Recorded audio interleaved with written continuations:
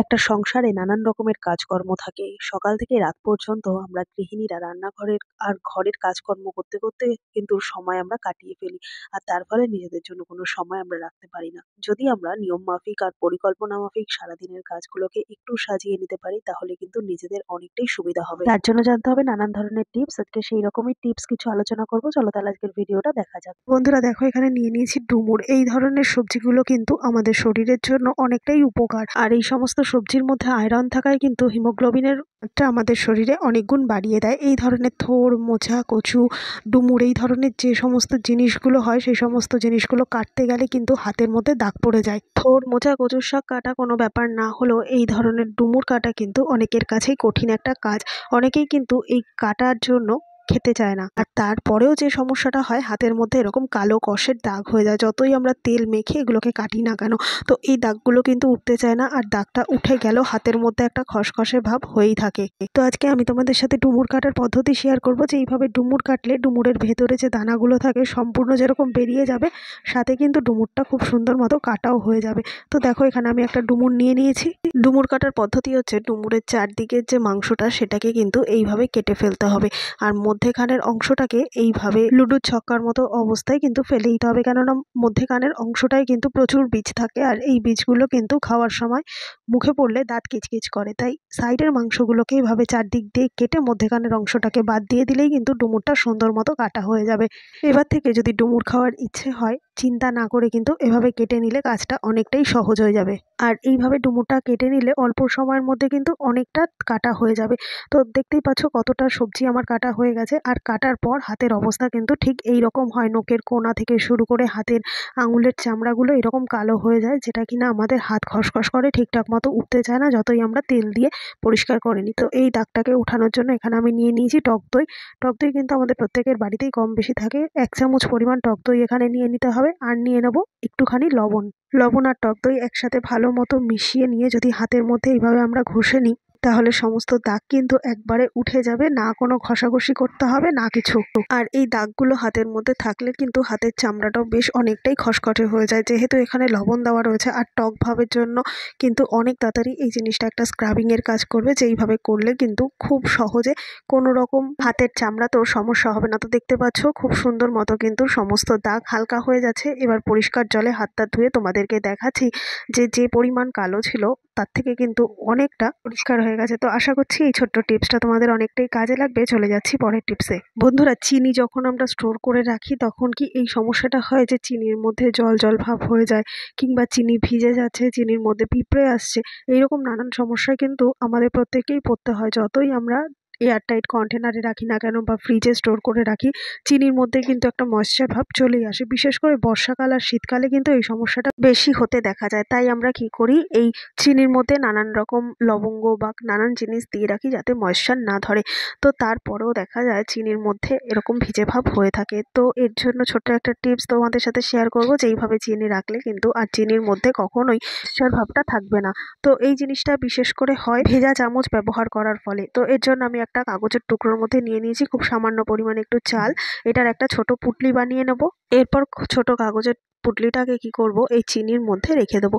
তাতে কি হবে, চাল কিন্তু সবসময় ড্রাই রাখতে সাহায্য করে যে কোনো ভেজা জিনিসকে। আর এই চালটা রাখলে কিন্তু চিনির মধ্যে ময়েশ্চার আসবে না। আরও একটা কাজ করতে পারি, যদি আমাদের ঘরে এই আখরোট বাদাম থাকে, কেননা আখরোট বাদামের কিন্তু গায়ের খোলাটা কাঠের মতো হয়। তো এই আখরোট বাদামটাকেও যদি আমরা চিনির মধ্যে রেখে দিই তাহলে কিন্তু এর ময়েশ্চার ভাবটাকে ড্রাই করতে সাহায্য করবে এই বাদামটা।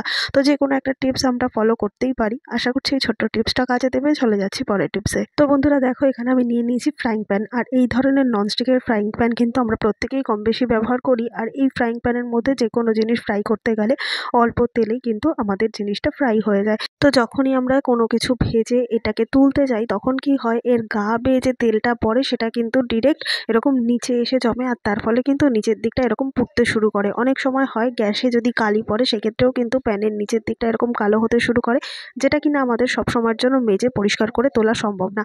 আজকে এমন একটা টিপস তোমাদের সাথে শেয়ার করব, এইভাবে যে কোনো ফ্রাইং প্যানের নিচের যে কড়াইয়ের কালো দাগ সেটা কিন্তু অনেক সহজেই তুলে ফেলতে পারবো। তো দেখতেই পাচ্ছ এখানে কিন্তু ফ্রাইং প্যানের নিচের দিকটা প্রচুর পরিমাণে কালো ময়লা হয়ে রয়েছে। তো তার জন্য দিয়ে দেবো 1 থেকে 1.5 চামচ পরিমাণ খাবার সোডা। খাবার সোডা আমাদের প্রত্যেকের ঘরেই কম বেশি থাকে। সামান্য পরিমাণ চারিদিকে সোডা ছড়িয়ে দিয়ে এর মধ্যে দিয়ে দেবো ভিনিগার। ভিনিগার এখানে আমি ১ চামচ পরিমাণ নেব।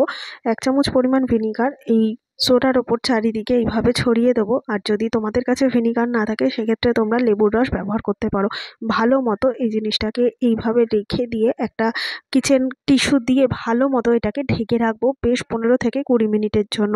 তবে তোমাদের কাছে যদি এরকম ন্যাপকিন বা কিচেন টিস্যু না থাকে সেক্ষেত্রে তোমরা নর্মাল খাতার পেজ বা খবরের কাগজও ব্যবহার করতে পারো। তবে একটু হালকা ধরনের পেপার ব্যবহার করাই ভালো। তারপর এইভাবে চাপা দিয়ে উপর থেকে দিয়ে দেবো বেশ কিছুটা লিকুইড ডিটারজেন্ট আর একটু জল। এইভাবে ১৫-২০ মিনিট রেখে দেবো। বেশ কিছু সময় বাদে ফিরে আসলাম। এরপর এই টিস্যু পেপারটাকে এইভাবে হালকা করে তুলে দিলেই দেখা যাবে যে সমস্ত কালো দাগ, যে তেলচিটে কালো দাগগুলো ছিল সেটা কিন্তু একবারেই উঠে গেছে, যার জন্য কোনো রকম ঘষাঘষি, মাজা ঘষা কোনো কিছুরই প্রয়োজন পড়লো না।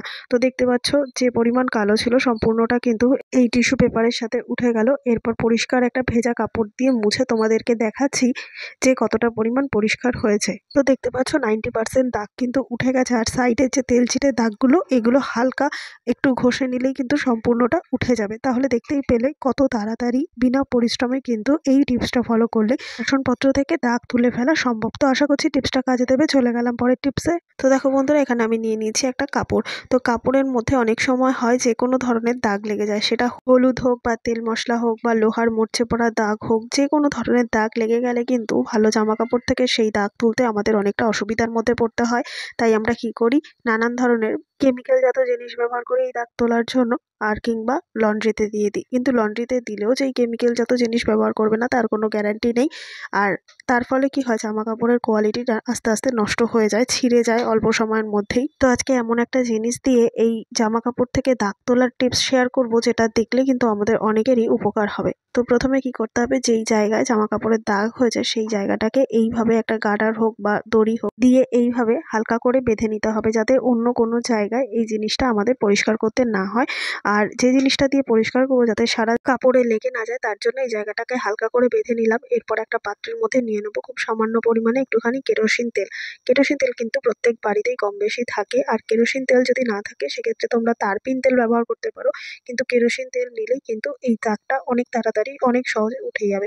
তো তারপর এই তেলের মধ্যে বেশ খানিকটা সময় এইভাবে ভিজিয়ে রাখবো। তো তাতে কি হবে, দেখতেই পাচ্ছ যে পরিমাণ একটা সাদা দাগ লেগেছিল, সম্ভবত এটা কোনো রং বা অ্যাক্রিলিক কালার জাতীয় ধরনের কোনো রং লেগেছে, যার কারণে শাড়ি থেকে তোলা মুশকিল হচ্ছিল। তো দেখতেই পাচ্ছ তেলের মধ্যে দেওয়ার সাথে সাথেই কিন্তু এই রংটা অনেকটা হালকা হয়ে গেছে। আর যেহেতু এটা কোনো রং ধরনের জিনিস ছিল তাই কিন্তু এই তেলের সাথে মিশছে না, তেলটা কিন্তু উপর দিকে উঠে রয়েছে আর রংটা কিন্তু বাটির নিচের দিকে থিতিয়ে গেছে। তো দেখতে পাচ্ছ অল্প সময়ের মধ্যেই কিন্তু সমস্ত রং এইভাবে তুলে ফেলা সম্ভব। এরপর ইজি বা লিকুইড যে কোনো ডিটারজেন্টের মধ্যে এই জায়গাটাকে ভালো মতো ধুয়ে পরিষ্কার জলে ২-৩ বার ধুয়ে নিলেই কিন্তু কাপড়টা আবার আগের মতো পরিষ্কার হয়ে যাবে আর রংটাও কিন্তু সম্পূর্ণ উঠে যাবে, যার জন্য পুরো কাপড় ধোয়ার পরিষ্কার করার দরকার নেই, লন্ড্রিতেও দিতে হবে না। তো দেখতে পাচ্ছ জায়গাটা কিন্তু সম্পূর্ণ পরিষ্কার হয়ে গেছে যে পরিমাণ রং লেগেছিল।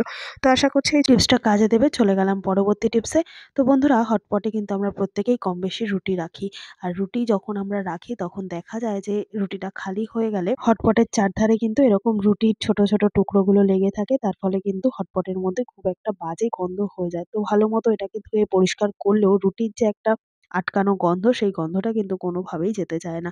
তো তার জন্য আমরা কিভাবে হটপটটাকে পরিষ্কার করলে এই রুটির যে একটা বন্ধ গন্ধ সেটা একেবারেই চলে যাবে, তার একটা ছোট্ট টিপস তোমাদের সাথে শেয়ার করব। তো এর জন্য এখানে নিয়ে নিয়েছি একটা তেজপাতা। তেজপাতা যে শুধুমাত্র আমরা রান্নার কাজে ব্যবহার করব তা কিন্তু নয়। প্রথমে তেজপাতাটাকে ভালো মতো জ্বালিয়ে নিতে হবে। তেজপাতাটা বেশ খানিকটা পুড়ে যখন আগুনটা নিভে যাবে তখন এই ধোঁয়াটা থাকতে থাকতেই এই হটপটের মধ্যে তেজপাতাটা রেখে এইভাবে ঢাকনাটাকে আটকে যদি আমরা বেশ কয়েক মিনিটের জন্য রেখে দিই তাহলে তেজপাতার যে একটা পোড়া গন্ধ সেটা পুরো হটপটের মধ্যে ভরে যাবে। আর যার ফলে কিন্তু এর মধ্যে যে একটা কেমন একটা গন্ধ ছিল রুটি রাখতে রাখতে, সেই গন্ধটা কিন্তু সম্পূর্ণ চলে যাবে। এরপর এটাকে ভালো মতো পরিষ্কার করে মেজে ধুয়ে তোমাদেরকে দেখাচ্ছি যেরকম ভালো মতো পরিষ্কারও হয়েছে, সাথে কিন্তু কোনো রকম গন্ধ আর নেই। তো এইভাবেও কিন্তু আমরা ক্যাসারোলগুলো পরিষ্কার করে নিতে পারি। তো আশা করছি টিপসটা কাজে দেবে। চলে গেলাম পরের টিপসে। তো বন্ধুরা, সিলিন্ডার যখন আমরা ব্যবহার করি দীর্ঘদিন একই জায়গায় সিলিন্ডারটাকে রাখতে রাখতে দেখা যায় সিলিন্ডারের নিচে কিন্তু একটা জংয়ের দাগ পড়ে যায়, যেটা কিনা আমাদের মার্বেল বা মোজাইক ঘরে দাগ দাগটা পড়ে থাকলে খুবই বাজেভাবে থাকে।